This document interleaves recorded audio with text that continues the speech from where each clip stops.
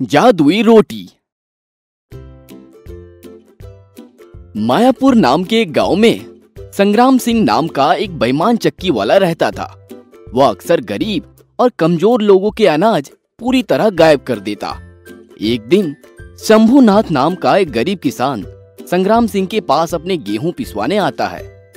भैया संग्राम सिंह, इस बोरी में 10 क्विंटल गेहूं है। ठीक है, कल आकर आटा ले जाना। अगले दिन जब शंभूनाथ संग्राम सिंह के पास आटा लेने आता है तो संग्राम सिंह उससे कहता है, अरे भाई, तुम्हारे गेहूं से आटा निकला ही नहीं। ये कैसे संभव है? मुझे पता था तुम ऐसा ही कहोगे, इसलिए मैंने आधी बोरी गेहूं बचा कर रखे हैं। देखो, मैं तुम्हारे सामने उनको चक्की में डालता हूँ। संग्राम सिंह चक्की में गेहूं डालता है, लेकिन चक्की से आटा बाहर निकलता ही नहीं। देखा तुमने? शंभूनाथ जब वहां से चला जाता है तो संग्राम सिंह मन ही मन सोचता है, अरे इस बुद्धू शंभूनाथ को क्या पता कि चक्की में छेद है, जहां से सीधा सारा अनाज सीधे नीचे सुरंग में चला जाता है। वैसे भी ये गरीब मेरा क्या बिगाड़ लेगा। बेचारा शंभूनाथ सड़क पर बैठे रोने लगता है। एक साधु वहां से आते हैं और शंभूनाथ से पूछते हैं, क्यों रो रहे हो बेटे? शंभूनाथ सारी समस्या साधु को बताता है। अब मैं अपने परिवार का पेट कैसे पालूंगा?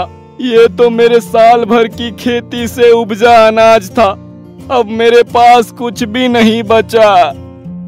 तुम चिंता मत करो, मैं तुम्हारी समस्या हल करूंगा। अगले दिन साधु संग्राम सिंह के पास जाते हैं। एक गिलास पानी पिलाना बेटा। संग्राम सिंह सूफी फकीर को पानी देता है। ये लो, पानी पी लो, पता नहीं कहां से चले आते हैं। पानी पीने के बाद साधु संग्राम सिंह से कहता है, बेटा, मेरे पास एक जादुई रोटी है जो कितना भी खाओ लेकिन कभी खत्म नहीं होती। मैं वो रोटी तुम्हें देना चाहता हूँ। मैं एक फकीर हूँ, मुझे उस रोटी का कोई उपयोग नहीं। भिक्षा मांगना मेरा धर्म है, लेकिन बदले में तुम्हें अपनी चक्की मुझे देनी होगी। संग्राम सिंह सोचता है कि ऐसी जादुई रोटी का तो एक एक टुकड़ा करोड़ों में बिक जाएगा। संग्राम सिंह सूफी फकीर को अपनी चक्की दे देता है और उसके बदले जादुई रोटी ले लेता है।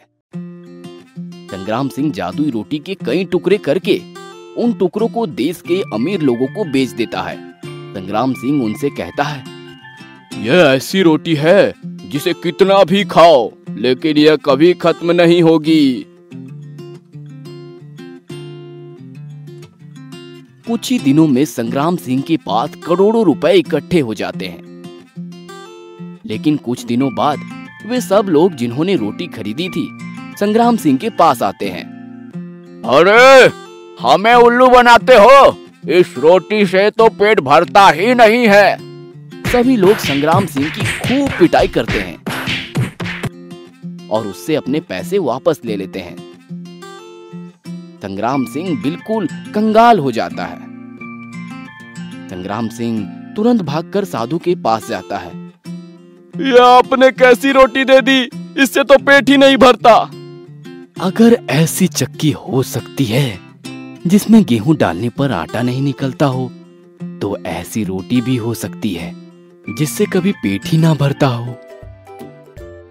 तब संग्राम सिंह को अपनी गलती का एहसास होता है और वह शंभूनाथ से क्षमा मांगता है।